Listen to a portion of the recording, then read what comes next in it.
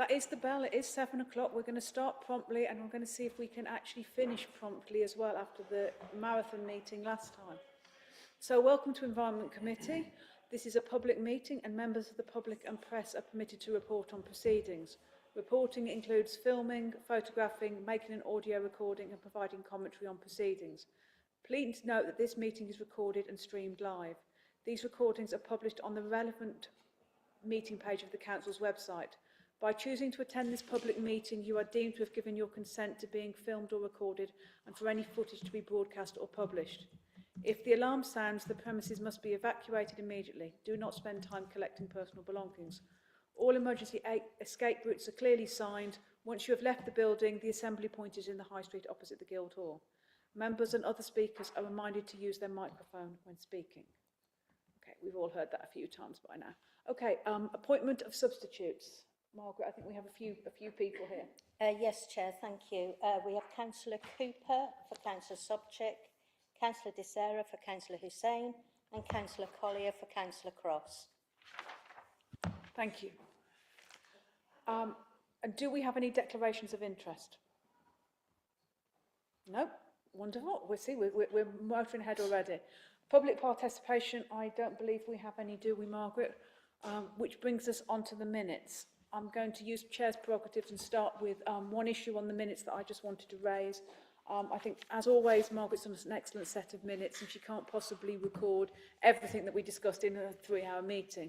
However, I think there's one issue for me that I'd really like just included onto those minutes because I think it's particularly important to some of our public residents and particularly the public speaker that came.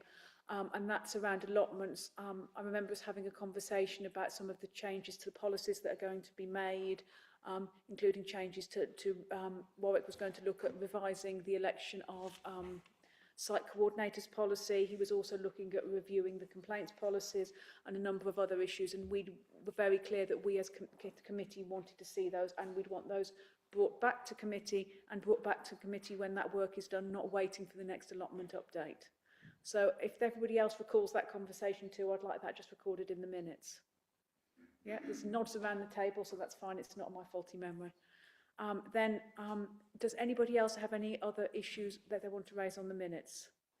Councillor Lewin. They aren't issues, Chair. It's just that there are a couple of things where we were going to get updates and I just didn't know whether those updates would be available. It's the clarification sort for the charges for the different size bins and the difficulty or whether we're going to be able to make QR codes easier to report. Thank you. That's something for Sandra. Are you in a position to be able to provide an update on either of those? So I thought that had been circulated, Councillor, so apologies if it hasn't. I don't know, but all I know is we have got some people on this committee who don't normally sit on it either, so I thought it might be useful. Thank you. So yes, the clarification on the bins, the costs that we put forward in the paper was for the smaller bins that we have, the 180 litre bins, and we haven't put a cost in for a larger bin because they're on a bespoke request. So if people have got large families or maybe have more than 2 children in nappies, so they would be on a request basis that we would look at once they put that request in. So it's costed on the smaller size bin. And the other question was regarding the report it function, and whether reporting the litter bins that the resident would have to put all the details in. I'm told that the function operates on a lot of different examples, so they're reporting street litter or litter bins or missing bins. So we do sometimes need the residents' details, so it would be very difficult to siphon off areas of reporting. So that's the reason why we do ask for that information, if that makes sense. Thank you. Yeah, I do think we maybe have to just give a little bit of explanation on some of these issues for people, as Councillor Lewin says, who aren't regular members of this committee. Any other comments on the minutes? If not, is everybody who was at that marathon meeting happy to sign those off as a fair record? See nods around the room. That's fine. In that case, I will sign those off and we will move to item 5, which is the contaminated land strategy. And I'm very pleased to have Worcester Regulatory Services here to talk about this. Thank you, Chair. Good evening. In front of you, you've got an updated contaminated land strategy at Appendix 1 of the report. It's a revision of the original strategy document, which was produced in July 2001. Part 2A of the Environmental Protection Act is a regime for dealing with unacceptable risks from contaminated land. Contamination can generally be found due to historic land use, such as gasworks, petrol filling stations, any of that kind of industrial land use you'd expect, as well as spills or other incidents. It's important to note that the presence of a harmful substance or contamination doesn't mean that you've got contaminated land under the Part 2A definition. The source must be present at significant levels to induce significant harm to a relevant receptor, such as a human being, through a viable pathway of exposure. If you don't have all of that, you haven't got contaminated land. And you must be able to demonstrate robustly that those links are there, to, the source, the pathway and the receptor, to demonstrate you've got contaminated land. The contaminated land strategy explains all that and sets that out. It also explains the strategic approach we're looking to take in the duty we undertake on your behalf of inspection of land for contaminated land, and the requirements that the strategy has to be adopted and published. There have been various changes since that original strategy, including withdrawal of funding and a greater emphasis on dealing with sites through the planning regime. The contaminated land strategy doesn't place any additional obligations on the local authority, and it replaces the previous version and hopefully meets all the requirements of the statutory guidance. We've revised all the contaminated land strategies of the 6 Worcestershire districts already. This is the final one of the 6 to be adopted and approved, so hopefully you'll find it acceptable. For context, there are around 610 sites that we've identified with potential contaminated land issues. That's purely that they've had previous industrial use. Doesn't mean that we know there's contamination there. And for context, there's 9,590 across the county. So it's a much smaller number than other areas. And to be clear, there are no contaminated land sites in Worcester City at this present time that meet the definition of Part 2A. At the top of the report are the recommendations, and just to remind you all, is to note the legal requirement to publish the contaminated land strategy, and the second one is to approve the contaminated land inspection strategy at Appendix 1 and to have it reviewed in 5 years. I'm happy to take any questions, Chair. Thank you. Thank you. I just want to start by thanking officers for the detailed and comprehensive report and for ensuring that Worcester is catching up to this requirement. Any questions? Councillor Kinnersley. Thank you, Chair. Thank you for the report. Enjoyed going through it. I've just got a few points I just wanted to ask for some further clarification. So early on in the report, in the context section, talks about the brownfield land register, and slightly sort of tantalisingly, it says further information relating to brownfield sites within Worcester is available via the following link. Is it possible? I did follow the link, and it took me to the kind of the register as a whole. It was quite difficult to kind of work out which bits were in Worcester. Is it not possible to tease out from what the information in the link and actually include in this report, just so you don't have to go through to that link? It's just, you know, quite helpful bit of context. And I just had a couple of other points, if that's okay, if I can raise those. So on page 23, 24, I talk about the work. You mentioned the 610 sites, and clearly some work has been done to look at sites, but it is a bit difficult to get a sense of sort of how much has been done. And I appreciate it's an area where, you know, there's lack of funding and resources, but I think just a little bit more information on that I would have found quite helpful, just to sort of get a sense of where we are with that 610 total. And then finally, the thought occurred to me, you say in the report, you know, not proactively looking at these sites for sort of resource reasons, but what's the implication of not looking, you know, does it, you know, what's the sort of the impact of that in terms of these sites? Thank you. If I may, Chair, thank you. If I start with the brownfield register, that's a requirement that councils have to produce that, and it's normally done through the planning team that will collate that information, and so I can send that round to you what's on the Worcester one. I don't know, so I'll need to check with my planning colleagues. That's not a problem. In relation to the 610 sites, what's been done? And when the regime first came in, there was a lot of activity to try and identify sites that had historic land use. And it was a trawling of historic maps mainly. At that time, prior to WRS, a number of the local authorities would also review their environmental health files or planning files to try and tease together as much information or knowledge they had about things, and there was different records in different authorities, so it depended on what records were available. So that was all pulled together, and for some of the district councils did some initial checks.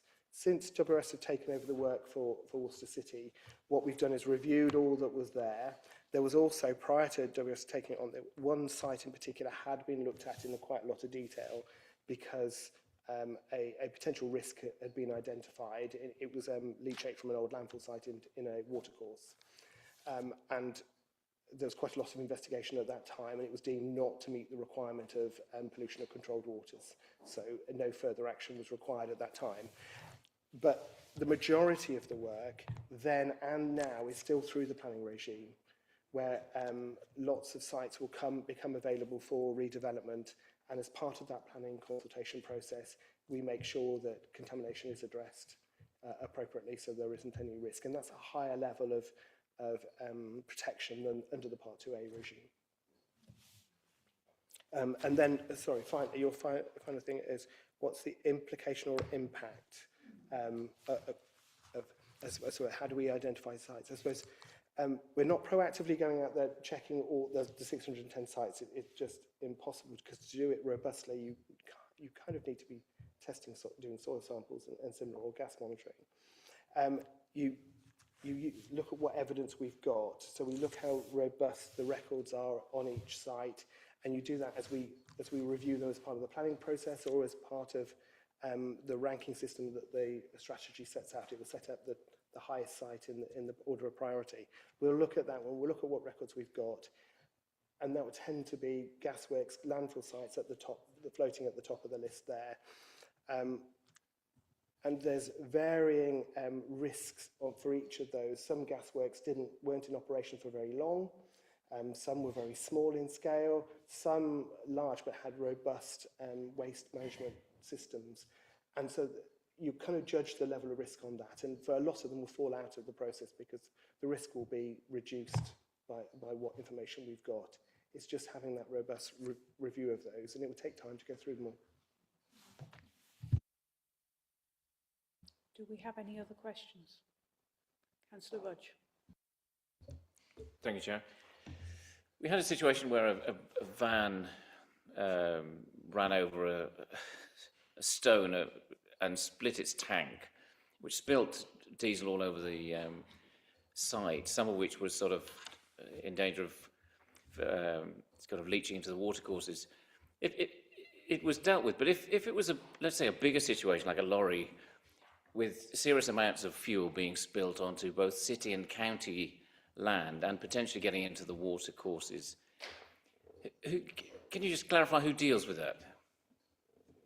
And is it, I suppose what I'm asking, is it a new case of contaminated land, or is that a completely different scenario? If I may, Chair. Initially, we dealt in an emergency response type situation, so the police, fire brigade and other multi-agencies would review that, and the Environment Agency would probably lead on that. And if it was on the highway, then the Highways Authority would also take a significant lead on that. Where there was an incident in Herefordshire where a formaldehyde tank went off the carriageway down a bank, and there was significant contamination of the soil, and it was very close to a major river, so there was lots of potential issues there. But all the contamination from that was dealt with as part of that initial emergency response. There's only residual contamination left that was looked at under the Part 2A contaminated land regime. And that's kind of where the contaminated land regime would kick in further down the line after the emergency response with any residual contamination to make sure that didn't cause any issues.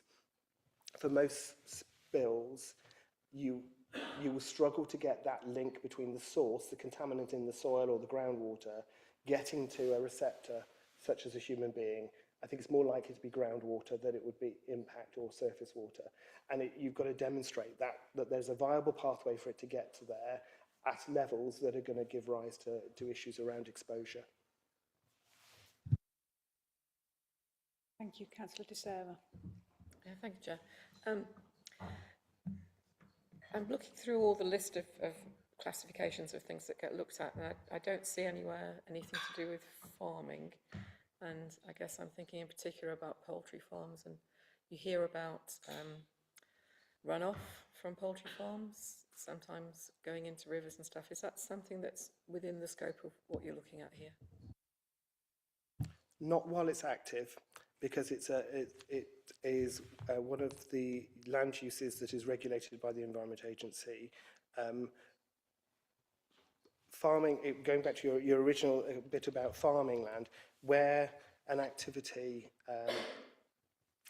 might have given rise to long-term contamination, so it might have been a location where there was diesel storage, or they kept their herbicide, or there was slurry storage, something along those lines, where you've got significant contamination of the soil, or a small section of field that was routinely spread with sewage cake or slurry or whatever. There may be elevated levels of contaminants there, and we would consider that as part of our processes in the Part 2A regime and also the planning regime as well. Councillor Scott. I wonder if, to illustrate this, you could give an actual example of a particular site where it's been identified as contaminated and describe the action that's been taken either by the developer or by the local authority. If I may, yeah, there are 20 in the county, 19 of them in Redditch, one in Malvern. The one in Malvern was a heating oil in the city. Sorry. Yeah, so we don't have any contaminated land sites in Worcester.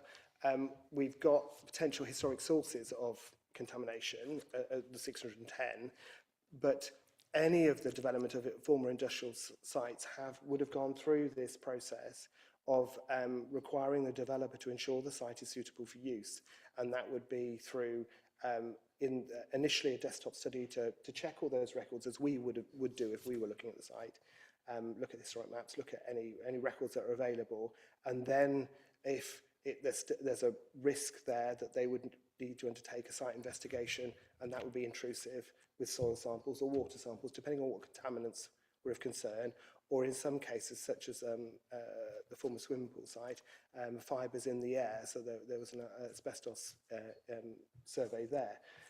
So, and then that would then, if those levels of contamination were identified to be elevated and a potential risk to the future users of the site or neighbours, then remediation would be required under the planning regime, and then there would be a validation requirement as well to demonstrate that the remediation was successful, and we would finally sign it off and discharge any planning conditions in conjunction with the planners. Thank you. So on most planning applications, there's a consultation to see whether the land is contaminated, and we'll refer you to WRS, and you make recommendations and proposals, but there hasn't been any specific action needed as a result of those recommendations on the development management process. If I may, Chair, where there was a historic, where there was an indication that contamination might be likely, that might cause a risk, yes, we would go through that process. We haven't identified any problems that haven't been resolved, but it would be through the planning regime and planning legislation, not contaminated land, in the process that we were describing there. And when we look at the Shrub Hill Quarter SPD and the likely development there, which is previously industrial land, that which is like to go for lighter uses, particularly residential, there haven't been any interventions yet in that area. I'm not able to comment on specific sites without looking at the information to know whether we've been involved or not on any particular site. I don't see any other hands up. No, in that case, I'm going to assume that we've all noted the legal requirement for the council to publish a contaminated land strategy. We've noted the work that WRS have done to undertake this strategy, and I'd like again to thank them for that, because it's a lot of work they've had to do. And we're being asked to approve the revised strategy, and noting that it will be reviewed again within 5 years. If everybody's happy to approve that, please raise your hand. That is approved unanimously, so thank you very much. And we can move on to the next item on the agenda, which is the proposed committee scorecard. Thank you, Chair. For members that are not normally sat on our committee, this is our proposed scorecard taking us through to the next financial year. This is a suite of indicators and projects that we feel are quite important that we need to be reporting back to the committee to have further discussions. So in Appendix 1, you can see that we are retaining some of the current projects that we've been working over the last 12 months, and Q4 scorecard will obviously give an update, and some of those have got new timescales to take us through to at the end of the next financial year. What I just want to draw members' attention to is that we've got 2 new projects that we're going to propose to bring to the committee. Members may recall from the previous scorecard, we undertook investigations into the use of HVO, and we're now looking to move into the implementation phase towards making some meaningful environmental progress. So we're proposing that that is a project that will come back to the committee on this scorecard, should members be happy with that. And then the other new project, as members will be aware, we're currently undertaking development at Aswood. So we would like to bring the bereavement services remobilisation project back. That's going to reflect on the work that's currently being undertaken, but then how we, when we move back into Aswood, that those services are delivered when we return. We want to ensure that our operating model remains resilient, that we're financially stable, and that we're capable of meeting financial and future demands. And I think also, given the sensitivity and the importance of this service for our residents, I feel that this is an appropriate project to bring through to the committee, and the committee have oversight on the scorecard.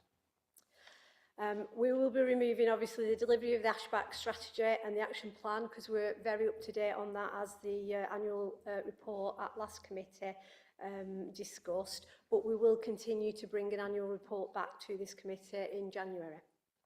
And obviously we're removing the investigation because that has been now completed. Members will also note that the performance targets remained unchanged. And this has been a deliberate decision with local government reorganisation on the horizon. The focus is about maintaining stability in our core services, rather than, I think, introducing uncertainty. So we've kept the indicators as they were for last year. You will also note in Appendix 2 that we've included the local outcomes framework. And this is going to be a performance measurement nationally across key priorities. Also in that, highlighted in green, are targets that we already report through the scorecard. So you can see that cross-referencing. And members will also note, because I'm sure that you'll have all read the indicators, that there is one regarding food waste. So we will be looking to bring that back to a future scorecard, probably for the next 12 months, once we have introduced food waste. And if there are any questions? So I just want to say thank you very much. As somebody who's a huge advocate of the scorecard, it's really great to see this, particularly welcoming the 2 projects that you've got as the new projects. I think we had unanimous support for the HVO project, even we had a bit of a glitch along the way. And so I think it's really useful to have that as something in the sight of the committee, and also the remobilisation of Aswood, clearly very, as you important said, to our residents. So, and also one of them I wanted to note was the success actually of the Ash dieback strategy, which caused us a few headaches a few years ago. And it's really positive that actually I think I'm confident as chair, and I think Councillor Lewin will back me as Vice Chair, that we're really confident that we can now leave that to being an annual update. We'll keep oversight, but we don't need it to have that level of scrutiny. But given where we thought we were, I think that's really positive. So I'm now going to, having had my little bit of a say, I'm going to open this up. I'm going to go to Karen, to Councillor Lewing and then Councillor De Sarah. Yeah, thank you, Chair, and I agree with everything you just said. Thank you very much. The only thing I'm wondering, and I think you probably expect me to challenge you on this, is not increasing the target for our recycling rates when we have got a recycling officer now. And this is because 36% is well below the national average for England was 44%. And actually the UK government wants us to achieve 65% by 2035. And I wonder how, with that kind of trajectory of what we're looking for, I know we've got local government reorganisation, and obviously we don't know what's going to happen with other authorities when we come together with our waste services. But do you actually think we're going to beat that? And you've put that almost like, you know, you're going to do better than that. Thank you. Thank you, Councillor Lewin. Yeah, as I said, we've left the indicators stable, but I'm a big believer of under promise, overachieve. So I think with the work that our Recycling Education Comms Officer has been undertaking, and we're hoping to bring an interim report to the next committee, I'm favourable that I think we could probably exceed our targets.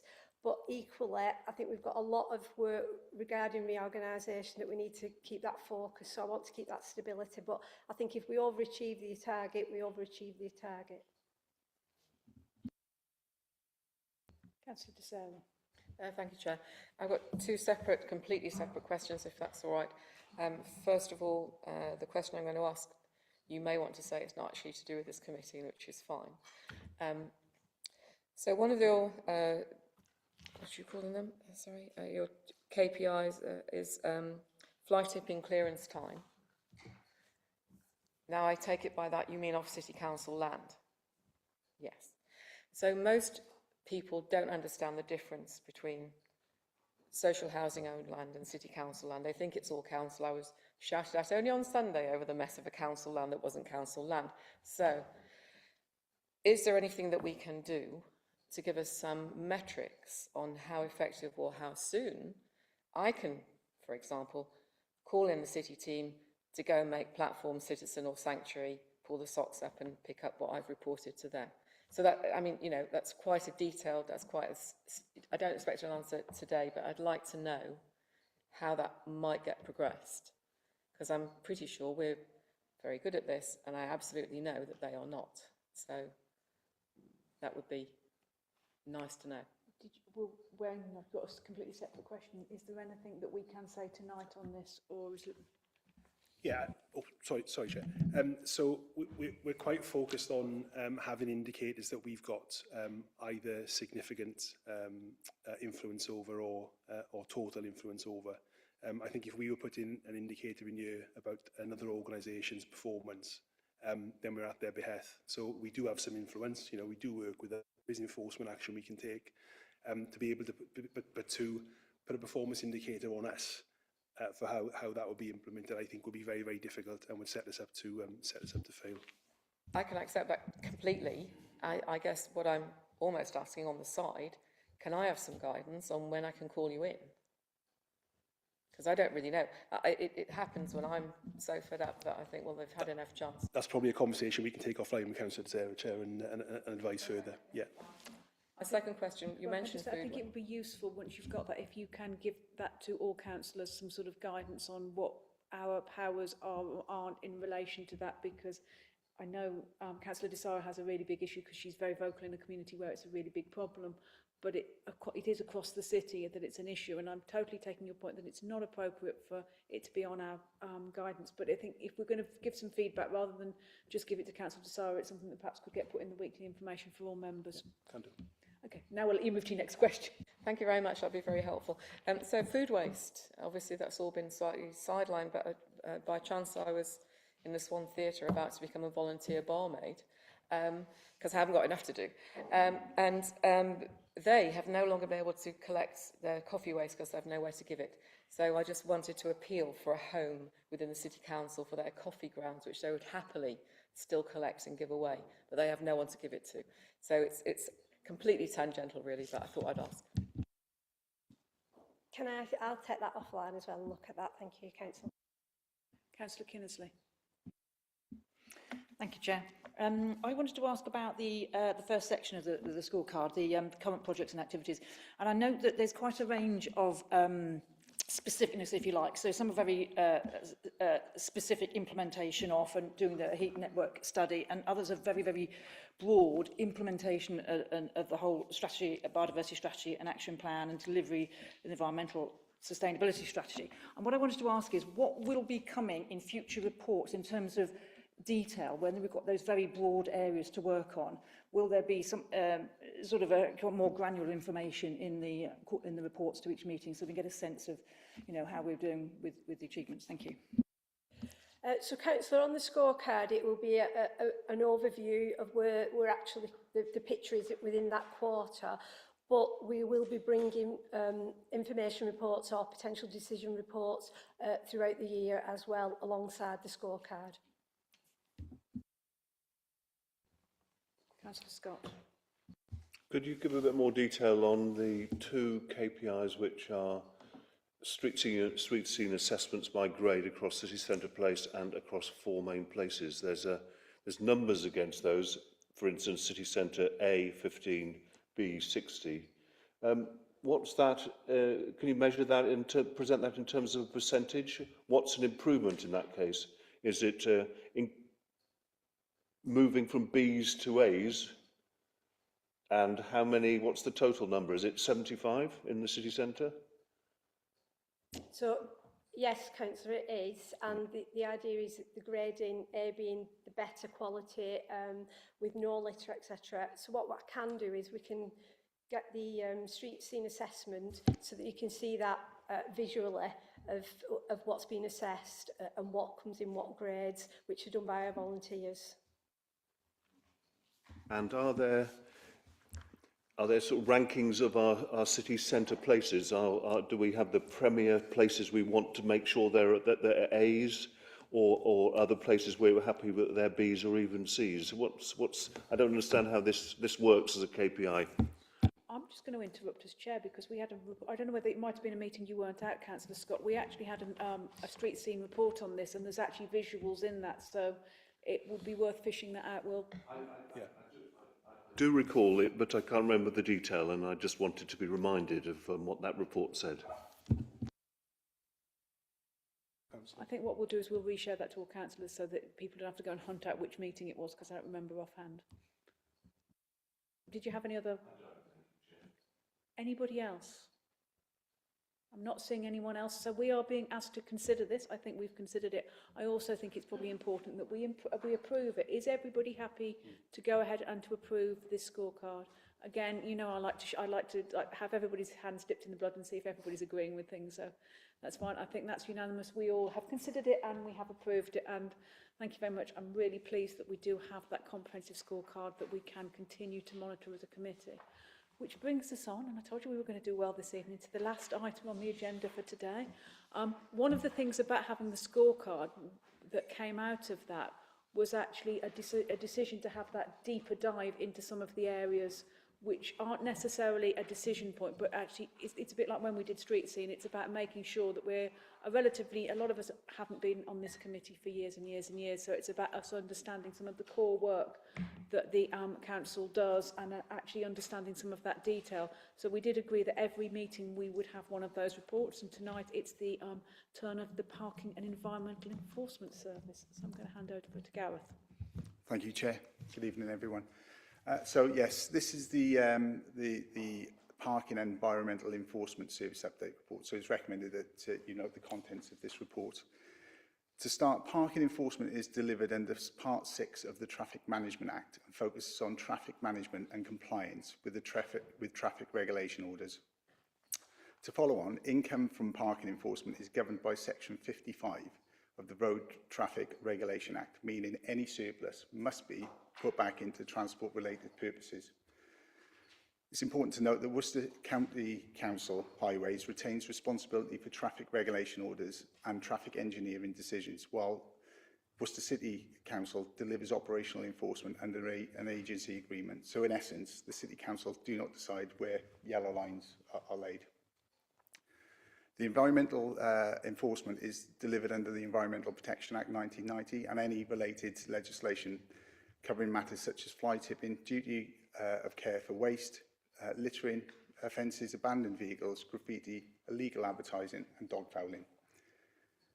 So operational performance for parking.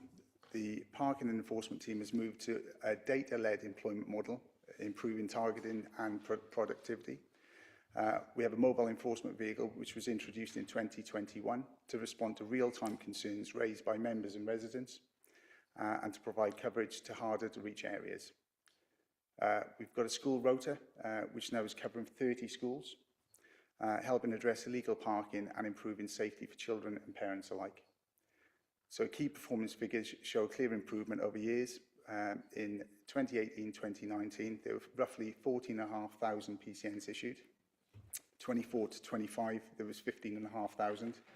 But now in 25-26 year to date, there's been nearly 23,000 PCNs issued. Productivity per officer has also increased from 1.3 PCNs per hour in 2018 to 2019, and that's increased now to 3.4 PCNs per hour in 25-26 last year to date. Operational performance for environment enforcement. From February 2025 to present, the enforcement team has completed various investigations, including 90 fly tipping investigations, where they actually physically go out to investigate these crimes, 577 abandoned vehicle inspections. I have to note that not all 577 are abandoned. A very small percentage of those are recovered by our contractor. 65 fly post investigations and also 4 dog control tasking weeks. So where we go out and do a specific tasking in specific areas to try and educate and combat dog fouling. So formal interventions have also included 21 separate Section 34 environment protection, which is basically duty of care of waste cases. Targeted use of Section 46 and 47. So in essence, that's correct disposal of waste by businesses and residents.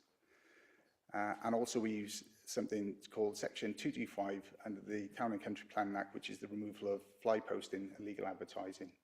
And we've also issued 126 littering fixed penalty notices in that period.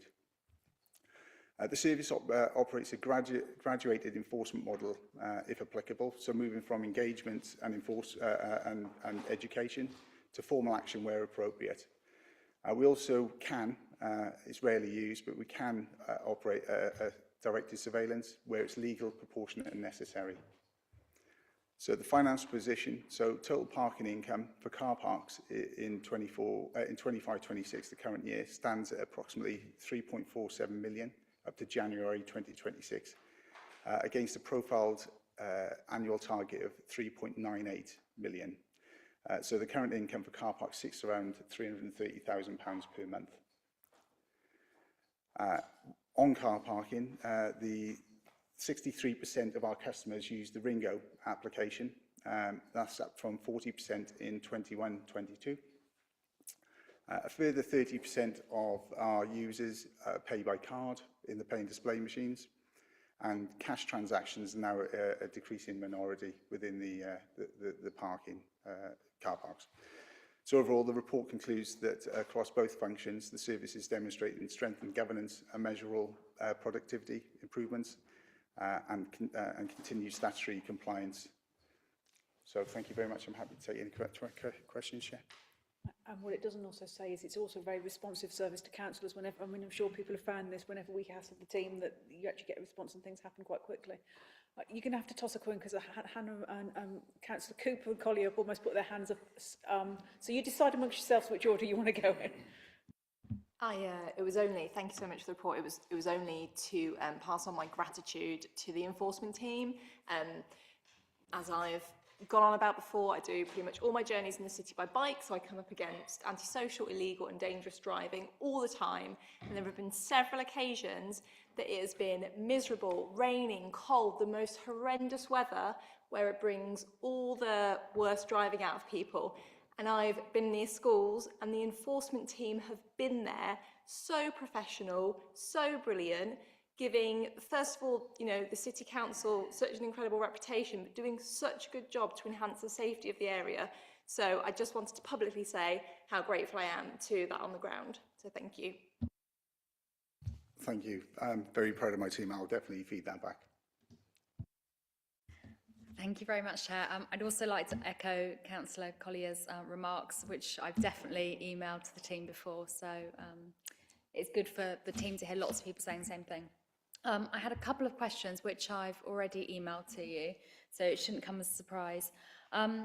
So the littering and fly posting is £100 reduced to £60 if paid in 14 days. Is that right? That's correct, yes. Thank you. So I was wondering about the number of abandoned vehicles. I understand what you're saying, that some of them actually aren't abandoned once you go through the investigation. I was wondering, but it's still a high number. I was wondering if there were more in residential parking, in residence parking, or if they were more in streets without resident parking, please. Thank you. Thank you. Chair, through you, Chair, I have looked into this as promised, Councillor, but we can't define, unless we go through each and every case, we can't define. So I have got some feedback from my team who've suggested the majority of the cars that are reported abandoned are outside of residential parking schemes. The reason why we've come to that conclusion is because not very many of them have PCNs. So effectively, if they're parking in contravention, they would have had a PCN, and we would have followed that up via the DVLA. Thank you. Councillor De Sarah next. Thank you. I wanted to ask about the schools on your list, and we've already indicated that Colnforth is going to be coming up there, yes? Are any other Warndon schools on the list? I didn't know that you had such a thing. Yes, I'd have to go away and check, Councillor, so I haven't got the full list. I know that there's certain ones that keep cropping up now and again, so I am aware of the highlighted ones, but I'll go away and check to see what Warndon ones are on there. Thank you. Councillor Scott. From my experience in the city centre over the last 2 years, the work of your team is absolutely exemplary, and they go about their duties really with a friendly approach, and I think that needs to be the case with the very satisfactory increase in the numbers of successful actions. I do want to highlight a topic which we've had quite a lot of discussions over this winter, and that's 7th Street in the Diglis, towards the Diglis area of town. A long cul-de-sac, busy with King's School at the end, and residents obviously living alongside it with a residence parking scheme which covers not only 7th Street, but Edgar Street and College precincts, who have to use that street for the residence parking. And residents remain unhappy, as I know the council does, about the absence of a working parking ticket machine. And it must be particularly onerous for your team to have to visit to try and enforce the 90 minutes thing, which obviously relies on you recording when a vehicle got there and how long it's been there, as opposed to a ticket on the windscreen. We've had occasion to look in depth at the number of visits to try and deal with the complaints by residents about how this pressured streets needs to be better enforced. And I think the answers you've given are being really well expressed, and shown that we have a lot of activity going on there despite the difficulties. And I think the residents have been remain unhappy, but I think we've done all we can to keep them on board with this difficult situation. Have we any idea when the situation will be resolved? What's the latest on replacing the ticket machine? Chair, so we are in discussions with County Highways as the infrastructure effectively remains theirs. It's the traffic regulation order that's been put in place by them. They've introduced the on-street parking traffic regulation order. So if I can't give you a specific date, but all I can do is assure you that we are in conversation with County Highways to look at a resolution. It seems to me a perfect illustration of the benefits we will hopefully receive when we go unitary.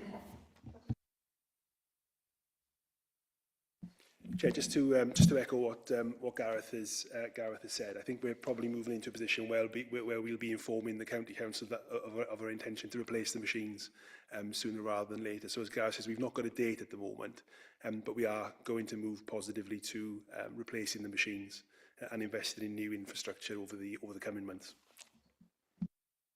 Thank you both very much.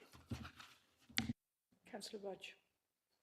Thank you, Chair. Gareth, I wonder if you can help me with a situation that's been ongoing for some time, and it's trying to understand the overlap between the parking and enforcement team, the City Council, the Highways team from the County Council, and the police team. And it involves a resident who parks large commercial vehicles on the pavement, so far over the pavement that you can't access, you can't use it, you walk along it, let alone, you know, push a wheelchair or anything else.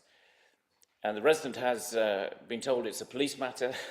The police have said it's not a police matter because, although it's obstruction of the pavement, it's not dangerous enough for us to deal with, so it must be a highways matter. The Highways have said, no, it's not a highways matter. You need to speak to the City Council parking enforcement team, and the parking enforcement team said, you need to speak to the police. So this has been running on for months, and it's been like that for years, because this is the second time it's sort of come up with a different resident who's recently moved in. So both residents now have gone round the houses and to the point where they don't know whether to laugh or cry, and they're sort of at the crying stage. Is there any clarity you can give us as to who should deal with that and how to proceed? Thanks. Chair.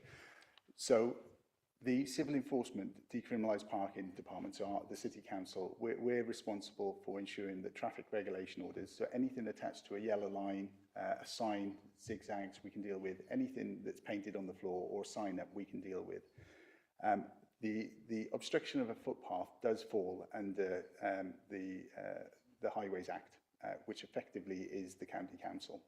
The police are responsible for dealing with dangerous obstructions. So, so if I can put it simply, if you can't get a fire engine down there, the police will have it removed. That's effectively what they look at. So if it's dangerous, or if you can't get a fire engine down there or an emergency vehicle down there, they will have that car removed, you know, by what means that they see fit. They won't automatically deal with pavement parking. It can be within their remit, but it won't be justified to be in their remit. So effectively, it's the Highways Act. So the Highways Act falls under either the police or the Highways Authority. Does that answer? It does. The problem is that when they originally parked on the road, we couldn't get bin lorries down, and therefore we couldn't get emergency vehicles either. And someone rather stupidly said, well, why don't you park on the pavement? So they now moved it off the road, it's sort of half on the road, half on the pavement, and that blocks the pavement. And the police have said, well, there's a pavement on the other side. But the danger, it's dangerous from my opinion, because the resident trying to pull out onto the road can't see the road. These vehicles are huge. So in my opinion, that's dangerous. But I cannot get any kind of logic or traction with either the county highways or the police. Chair, so we as a City Council, we can't enforce anything or we can't remove anything that hasn't got a traffic regulation order attached to it. So it would fall under the Highways Act. So it's just going to be, you've got to keep asking county highways. It just looks like it's very clearly, it's county, at least you've got your answer, it's county highways. You can go back to them, report back and refer them to the public meeting. Councillor Lewin. Thank you, Chair. Thank you very much for this report. You know, looking at the rate and obviously working on the data is working. My question is about the resilience of the staff, because I know as front-facing staff, they're going to be exposed to a lot of potential aggression, misunderstanding, and some maybe more difficult customers. And, you know, I just wanted to know how you're looking out for them, how you're making sure that they're all okay, and what the turnover of the team is. You know, are they a happy team? Is it basically working? Thank you. Chair, I'd like to say yes. We do look out for the team. We give them all the equipment and training that's needed to ensure that they're safe. They've got they're in receipt of new, last couple of years, new body cameras. We've also introduced GPS radio systems, so we know where they are all the times, which is linked to a laptop in the control room, so we can see where they are. The radios have got the use of an emergency button, so if they call up, it flashes on the screen where they are. We don't allow the team out late at night unless they're with the buddy system. We work closely with health and safety within Worcester City Council, and we also work with the learning development team, TAMI, to ensure that we got all the training that we need and to ensure they're safe. Chair, just to add, during my 7 years here in Worcester, the team have never operated in the way they currently do. That's got nothing to do with me. I think Sandra would say the same. That's all to do with Gareth, the supervisors and the team themselves. So they're in a fantastic place, and I'm glad members are recognising that. The other thing on how staff are treated, you know, one of the things I've certainly noticed that the culture here is that if there's been an incident with a staff member, they are pulled off. They have time to sort of decompress and deal with it and are supported. They go back in twos, you know. So it's a sharp example from the sharp end of things. But you know, I've worked in places where there's an incident and you're back out. So that's definitely not the culture here. And staff are supported really, really well. So yeah, just to add that, Chair. Thank you. That's so positive, and I suspected all of that. But you know, it's so good to hear, and actually, you know, that culture that you're talking about, you know, something I think was recognised by the peer review. You know, there are lots of managers who are looking out for staff, and obviously that's so important, particularly in this time of uncertainty as well.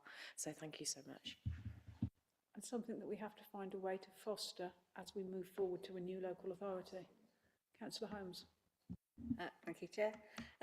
Firstly, thank you very much for the proactive reaction to dealing with the school parking issue that's occurring in Claines. But I've got 2 points, some of which you'll be able to help. It's as much advice as anything. So the Topical Meadow Lane has got gaps in double yellow lines along the pavement edge to create refuges for cars and vehicles to get into, so it doesn't cause a continuous block of cars, which is what used to happen in the from the church and the mug. You used to get this continuous road. People were actually literally going up blind, not knowing if they could get out the junction. People are parking on those double yellow lines. Now, are they allowed to do that if they've got a disabled badge? But also, people are also choosing now to park on the opposite side, which hasn't got the... So you're literally having to do this. Now, I can do that in a car, but I won't be able to do that in an emergency vehicle. So would that be something we'd call yourself for, or would that be the police? Is one point. So, Chair, thank you. If there's yellow lines and there's no curb markings, so if there's curb markings, they call it a loading ban. So there's no parking at all, unless it's an emergency vehicle. Yeah. If there's no curb markings, then a blue badge holder can park there for a period of time, which is 3 hours. If there is a requirement for a further traffic regulation order, the best people to speak to if you feel there's an issue is the Highways Department at Worcestershire County Council. Yeah, you wouldn't think it would be necessary, would you? But and then the other one, this is a little bit more in detail. There's some misery being caused by one business in particular, and that business has got some WLA lines were removed when some roadworks were done, and they haven't been reinstated. We've been trying to get them reinstated, so I was wondering if you could help with pressing county for that one. But the residents are dealing with overflow of vehicles from this business. They're legal and they're parked, but the quantity of their vehicles and the visitors to the business and deliveries are blocking side streets. They're parking on the WLA lined area that was originally. They're parking opposite to Complex Road Junction. They are near a bus stop and they're parking on the pavement. They are literally parking their vehicles anywhere they can. And it's causing so much nuisance, but it's also forcing people to come out. They can't see properly and clearly as they're coming out. It's causing a lot of complaints, and it's causing a lot of concerns because, as I say, it's a very complicated junction, and there's a lot of school children as well at certain times of day. And there's a real concern that there's going to be a nasty accident there. So I don't know what can be done to address that. You know, we've been trying to deal with the business. They were initially helpful, and now they're not being helpful at all. So I was wondering if your people are aware of this area. The legal cars, if you went there, you'd have to do residents that were illegally parked as well as themselves. But whether you could help assess the safety of that and whether they're legally parked or not. Chair, if you email me the details offline, and I'll absolutely take that forward. Not a problem at all. Councillor Kinnersley. Thank you, Chair. I've got a couple of questions and an observation, if that's okay. Firstly, the first question is around parking. Like colleagues, I've been very grateful for your prompt responses when I've raised some parking issues. But what I'm wondering is that quite often when there's an intermittent parking problem, there's a difficulty of sort of getting somebody out quickly enough to sort of see when there's somebody there sort of right then. Is there a way that the public can quite promptly let your team know that there's a live issue? That was my first question. My second question, I think the answer is going to be no, but I'm going to ask it anyway. Idling outside schools, I don't know if that's anything that comes under your remit at all. Not shaking your head, I didn't think so, but I'm just going to mention it anyway. And then thirdly, my observation is just it's just sort of ironic in a way that we're measuring success by number of parking notices, whereas ideally we wouldn't have the problem, and I don't have a solution to that, but I'm just saying it's just sort of noting that kind of irony. Thank you. So I would, Chair, sorry, I would advise anyone with any concerns to go through the parking office email, which I'm happy to provide everyone. This is parkingoffice@worcester.gov.uk, and we can deal with any requests that way. And sorry, I forgot the second part of the question. Sorry. Idling outside schools. Just in terms of idling, there are idling powers. WRS are delegated to deal with that for us, but again, resource is is an issue to be there, and then when it's happening. So, if there is a particular problem or a particular, I'm not using the word culprit, but it will be good for that to be fed through to Mark and Mark's team. Councillor Cooper. Thank you, Chair. Recently, Councillor Lewing and I went up to Manchester for the by-election, and we were absolutely shocked at the state of Gorton and Denton. We found it hard not to just get our litter pickers out. It made us incredibly grateful for how clean our streets are. However, I feel like I spend a large portion of my life reporting dog fouling. I was wondering within this report if you had any details of how many fixed penalty charges have been issued recently, please. I understand that you need to see it in action, and that is very difficult. Thank you. So, Chair, thank you. Appreciate the question, and you are absolutely right. It's very difficult to it's not like a littering fine. It's not like a parking notice. You physically have to be at that location at that time. We do try our best. We do go to with the dog fouling action weeks. We've also gone to Galville Park, and I'm open to any other suggestions that anyone feels that there is an issue. But we physically have to be there and see it. And unfortunately, our officers are highly visible. And when my officers are around, then anyone who's going to allow their animal to foul, they're not going to at that particular time. So it's very difficult. So the answer to your question is, over the last 12 months, there's been 0 issued. However, previous 12 months, there was 3. So it's not a consistent enforcement outcome, unfortunately. Councillor Rudge. Thank you, Chair. On a similar issue, really, I'm interested in the 126 littering penalties that you mentioned. I don't know whether that's more than usual or less than usual, or whether that's about standard. But are there any ways in which residents, members of the public, can sort of increase that number? Catching people on the, their car cam or their bike cam or whatever, is that something you encourage for us to try and report? Or are these littering offences purely, observed by officers and penalties given at the time? The officers, the civil enforcement officers, they're dual role. So they deal with parking offences and environmental offences at the same time. So it's very hit and miss whether they're going to see someone littering. It's usually cigarette ends, if I'm going to be honest with you. So again, they have to be there at that time, and it's dependent on what priorities they're dealing with that day. They could be dealing with the abandoned vehicles, so less people in the city centre dealing with littering offences. So again, there's no consistency in how many fixed penalty notices are issued for littering. Under DEFRA guidelines, there is no targeting. We can't target to say you're going to go out and issue X amount of fixed penalty notices. So it's all on observation and if they see it or not. And again, they're in uniform. So again, if someone is aware that they're there, it makes it more difficult, if you like, to issue a fine and catch people at it. But as Councillor Kinnersley rightly says, we're not looking to increase these notices. Actually, what we'd like to do is never have to do them because the city is so clean.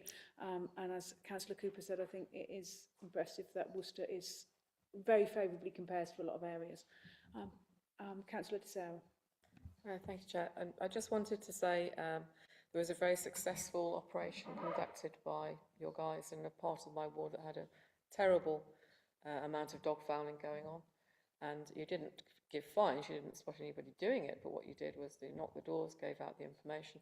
I'm given to understand that things have improved hugely, so thank you for that. Thank you. I don't see any other indicators, but I think this has been Councillor. I always seem to miss you, don't I, Councillor Siddiq? Thank you, Chair.